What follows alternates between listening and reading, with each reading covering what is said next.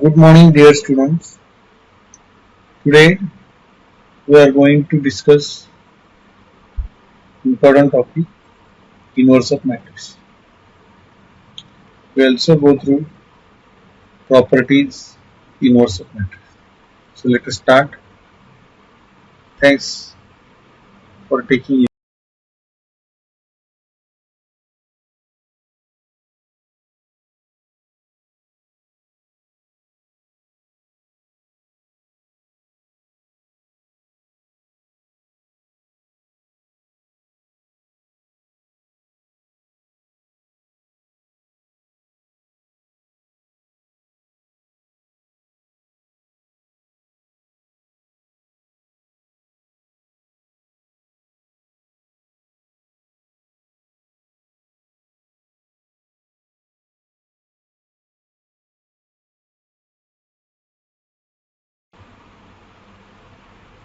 Dear friends, in previous lecture we took some properties regarding determinant and adjoint.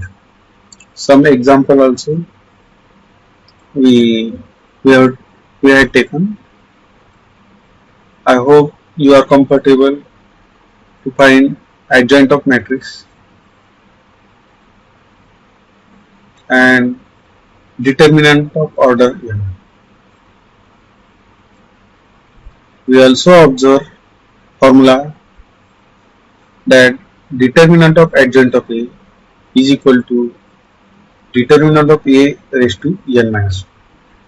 Means if we know the determinant of A, then we can easily calculate determinant of adjoint of A by formula determinant of adjoint of A is equal to determinant of A raised to power is having power n minus 1, where n is a order of matrix A. Now again we take some problems. Example 5. If A is non-singular matrix of order n, then prove that determinant of adjoint A, note that left hand side, determinant of adjoint of A, that is equal to determinant of A raised to n minus 1 brackets. This equality we have to show. What is we have given? We have given A is a non-singular matrix, means determinant of A is non-zero, and we know the formula determinant of adjoint of A is equal to determinant of A raised to n minus 1. Just we can, to avoid the confusion, we can replace A by say matrix capital C also. Determinant of adjoint of capital C, that can be calculated by determinant of C raised to n minus 1, where n is a order of A. So replace C by adjoint of A, and we get determinant of adjoint of A is equal to determinant of adjoint of A raised to power n minus 1. And again by using one, substitute the value of determinant of A, that is nothing but the determinant of A raised to, substitute the value of determinant of adjoint of A, and that is determinant of A raised to n minus 1. So it will become power will be n minus 1 brackets. This is the required proof. Now we take next concept, very important concept. Though you did some work on how to find inverse in 12th standard, we did, but here we can obtain inverse by using adjoint. So first we go through the definition of inverse of matrix. Suppose A is a square matrix. We can't find the inverse of matrix of size m by n, m and n not equal to n. We can find the inverse of a matrix which is square and some other condition. Which are condition that we will also discuss today. So let A is a square matrix. If there exists a square matrix B such that A into B equal to B into A equal to I, then the matrix B is called inverse of a matrix A. Then B is the inverse for A if their product is identity. A equal to B, A into B is I is identity matrix or unit matrix you can say. These non-diagonal entries are 0, that is square matrix, and all diagonal entries are 1. So AB equal to BA, it commutes and their product is I, means identity matrix. Then A is called inverse of B. Also B is also called inverse of A. A is also called inverse of B. So inverse of matrix A is denoted by A inverse. So we get the property A into A inverse is equal to A inverse into A equal to I. A is called as an invertible matrix. Now let us take some important result. Necessary and sufficient condition for the square matrix A to have inverse is that A is a non-singular matrix. What is necessary and sufficient condition? That is like a if and only if statement. A having inverse if and only if determinant of A should not equal to 0. That should be non-singular. So this converse is also true.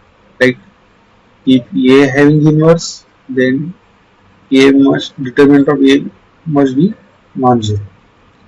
If determinant of A is non-zero, then A has an inverse, vice versa. So here necessary and sufficient condition is if and only if statement. This is also alternative definition.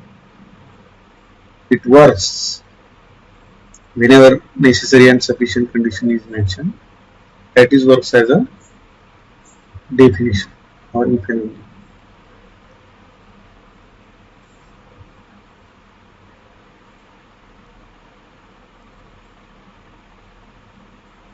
So for proof, there are two parts. One is necessary part and second is sufficient. We can also say suppose we consider that A matrix has an inverse. Then we have to prove determinant of A is not equal to 0. In second part, we consider or we have given determinant of A is non-zero and we have to prove A has inverse. So let us go for first part, is necessary part. To prove the A is non-singular means to prove the determinant of A is non-zero. And what is we have given? A inverse exists. So by the definition of inverse, A into A inverse equal to A inverse into A equal to I. Taking the determinant on both sides,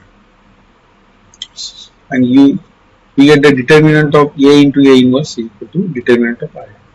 We know the determinant of I is always 1 because it is diagonal matrix and we know the property determinant of diagonal matrix can be obtained by taking the product of diagonal entries, principal diagonal entries.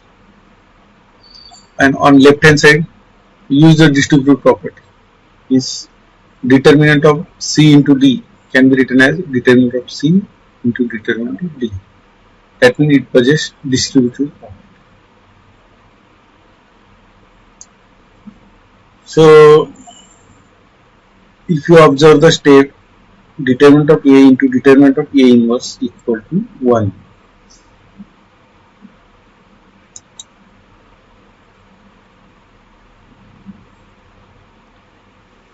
So there are two numbers whose product is 1, means we get the guarantee that both two numbers are non-zero. Nobody number is 0. There are two product of two real numbers is 1. Then one number, if it is 0, then that will not be possible. It is impossible. That's why both numbers are non-zero. Means determinant of A is non-zero and determinant of A inverse must be non-zero. Then and then their product is 1, means non-zero. That's why we get the answer determinant of A is non-zero. That is the that we want. Now sufficient part. What is we have given? We have given determinant of A is non-zero. What is we have to prove? What is our claim? For a given square matrix A, there must be exist some matrix B such that A into B equal to B into A equal to I. I is identity matrix of order same as order of A. Now we know the result. A into adjoint of A equal to adjoint of A into A equal to determinant of A into I. This result we studied in previous lecture. And what is we have given determinant of A is non-zero. So we can divide by non-zero quantity. That means divide this equation on both sides by determinant of A. In other words, we can multiply by 1 upon determinant of A. What we get? Just simplify, taking A outside on left hand side.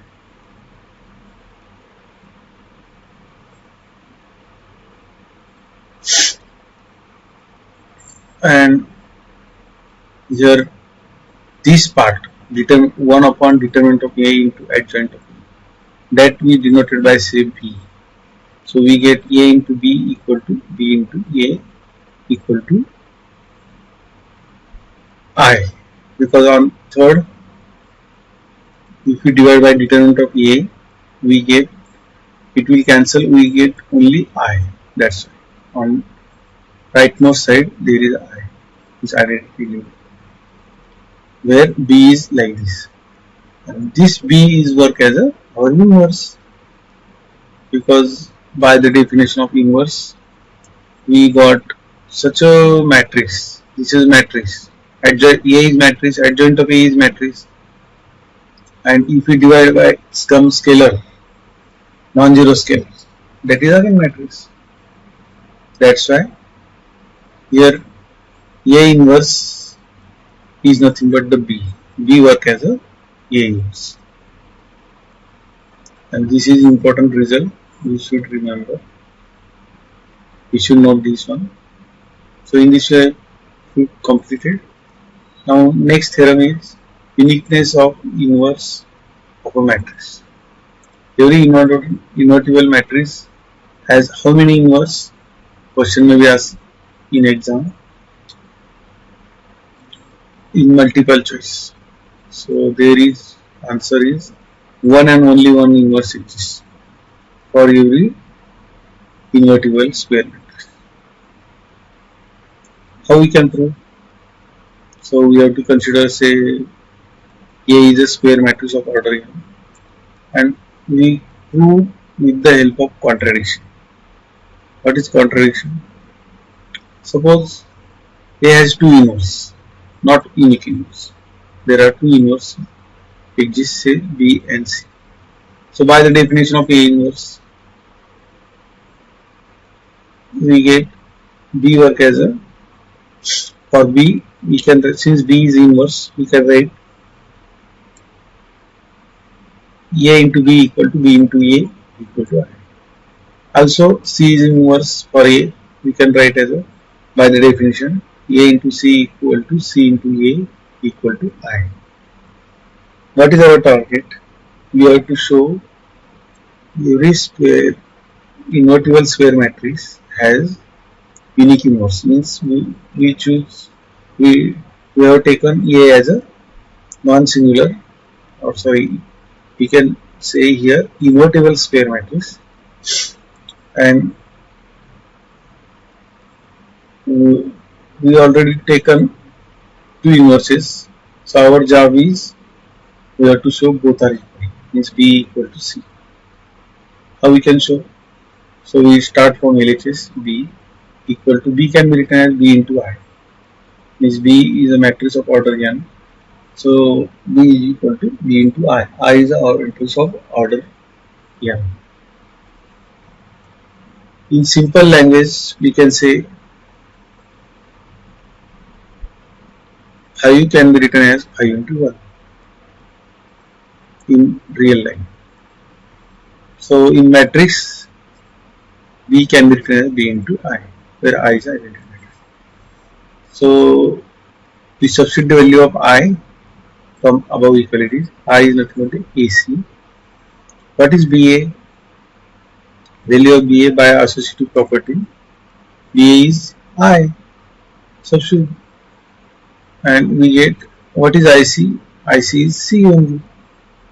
If we multiply by identity matrix to any other matrix of square size, then that is the I into C is nothing but C. This is like 1 into 5 is equal to 5. That's why we get, if inverse exists, then it is unique.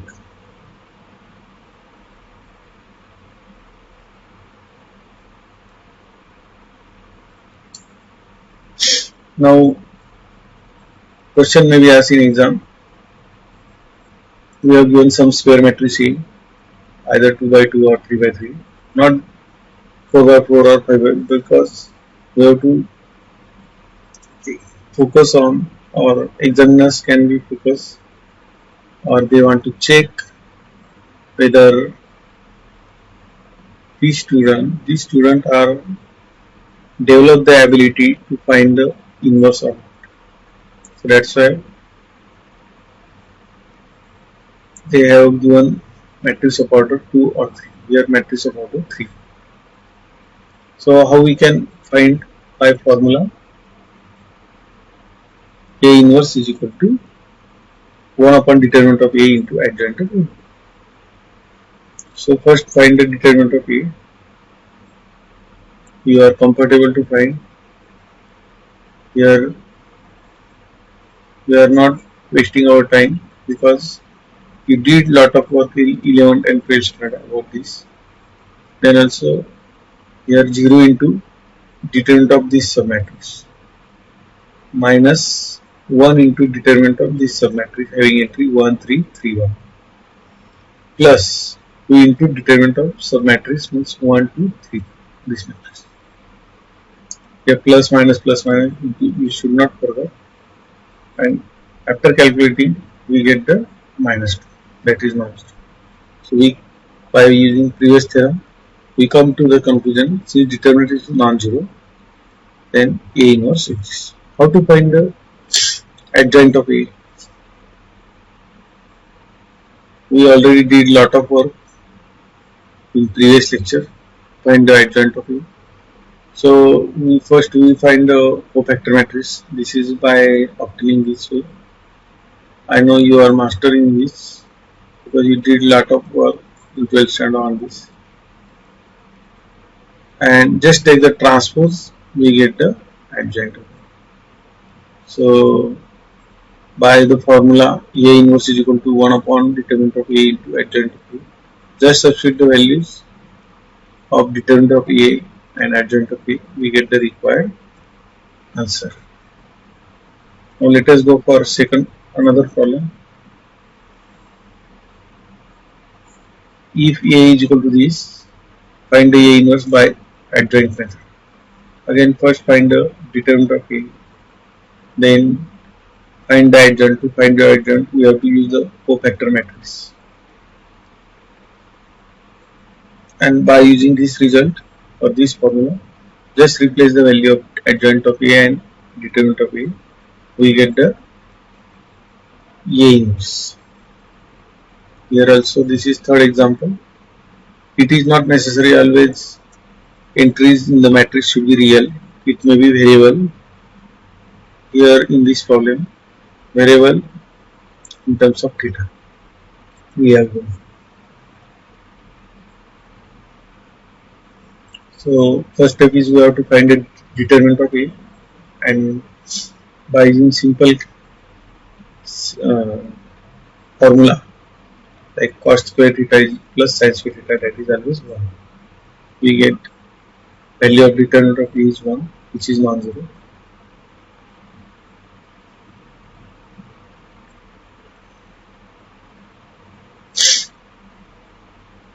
Then find the adjoint of A by using cofactor matrix. This is the adjoint by taking the transpose of this cofactor matrix and just substituting this formula. So 1 into something, that is, it will not affect, so we can neglect this 1 upon 1 also. So we get that required matrix is work as a A inverse. So for this problem, A inverse is having 3 by 3 matrix whose first row is cos theta sin theta 0, second row is minus sin theta cos theta 0, last is 0 0 1.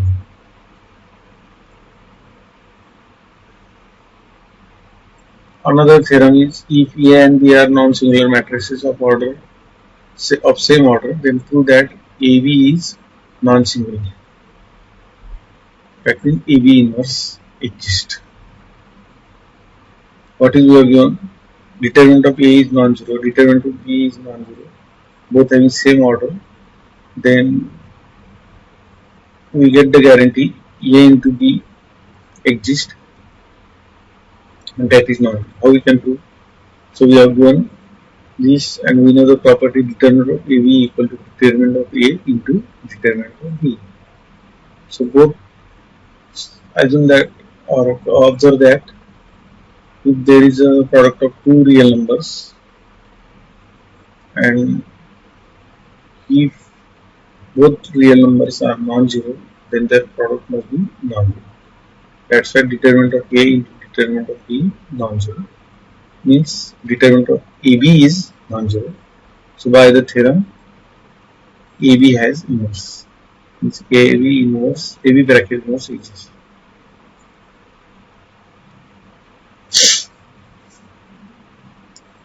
Theorem 6, this is very important theorem.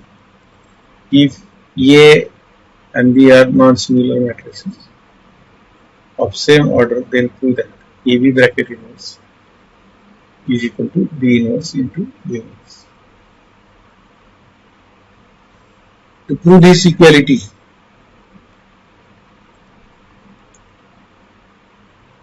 it is enough to prove AB into B inverse A inverse, that is I. Means somebody told that inverse of 5, that is 1 by 5. Means in other words,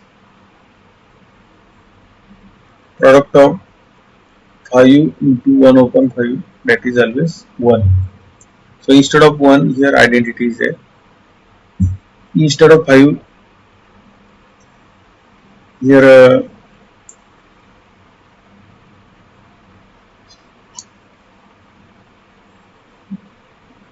AB is there, and instead of B inverse A inverse is 1 upon 5.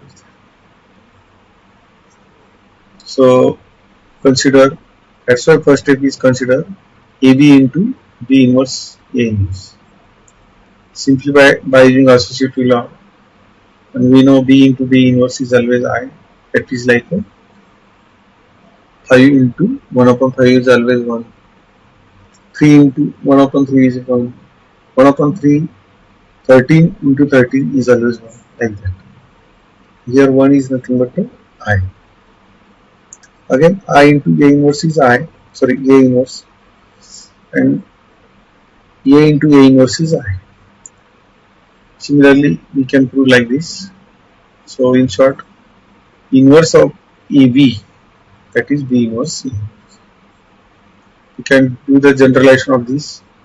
If A1, A2, A3, dash dash An are non-similar matrices, the product inverse of product is nothing but the An inverse into An minus 1 inverse dash dash A3n minus A3 raised to minus 1 is A3 inverse A2 inverse A1. It's reverse way you have to write.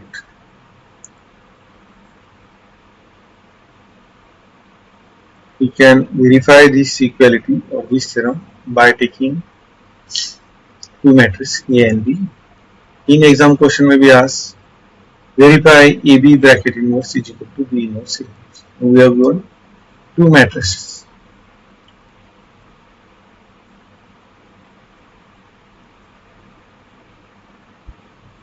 Here, to prove this equality, we must require inverse of A, inverse of B, and product of AB. We have collected this inverse of A, inverse of B, and product.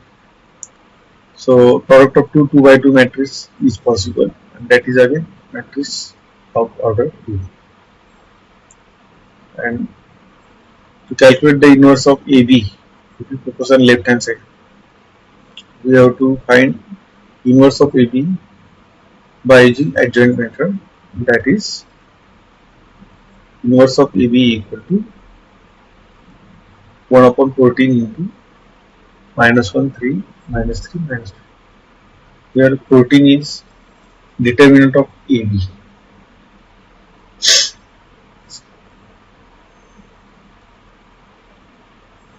So it's also find the inverse of A, inverse of B.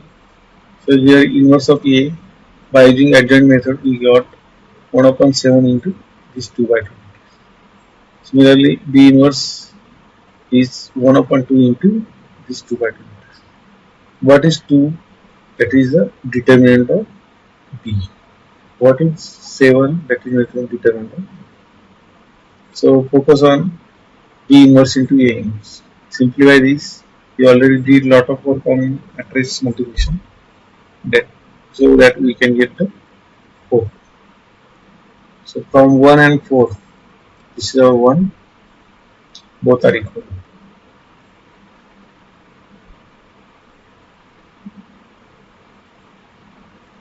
Here 1 upon 14 is required, means the, and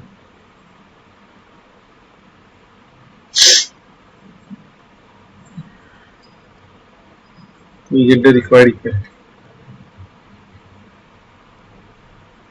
Let us discuss example theorem 7.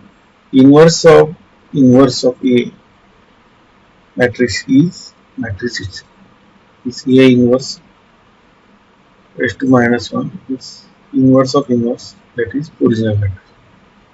I hope you understand this statement.